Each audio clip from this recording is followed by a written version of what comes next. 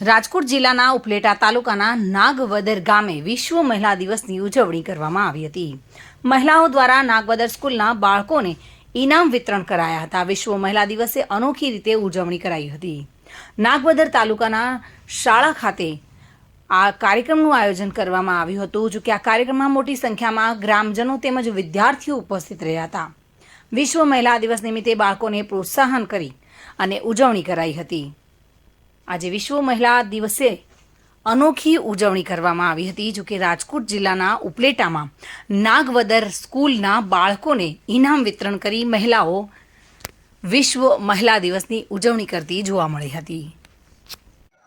આજે અમારે નાગવદર ગામની જ દીકરીઓ દ્વારા વિશ્વ મહિલા દિવસ નિમિત્તે શાળાના બાળકોને લગભગ 30 થી 40 હજાર રૂપિયાના ઇનામ આપી અને નવાજવામાં આવ્યા છે અને 40 થી 50 બહેનોએ હાજરી આપી અને પોતાના માતૃવતનનું ઋણ અદા કર્યું છે।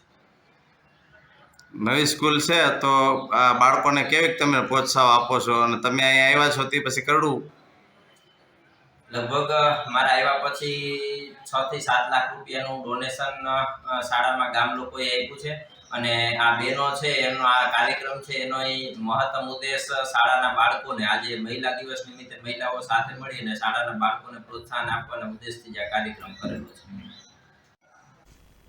સરફરાઝ કોડી સાથે bureau report, today Gujarati news. દર્શક મિત્રો, ટુડે ગુજરાતી ન્યૂઝનું આ જાગૃતિ અભિયાન સિસ્ટમમાં બદલાવ લાવવાનો એક પ્રયાસ છે। જો આ પ્રયાસ આપને ગમે હોય તો ચેનલને લાઇક, શેર અને સબસ્ક્રાઇબર કરવાનું ભૂલતા નહીં। ગરીબ લોકોને પણ સુખાકારી સુવિધાઓનો હક છે તે આપ પણ સ્વીકારતા હો તો આ વિડીયો શેર જરૂર કરજો। ફરી મળીશું, ત્યાં સુધી જાગૃત રહો અને સક્રિય રહો।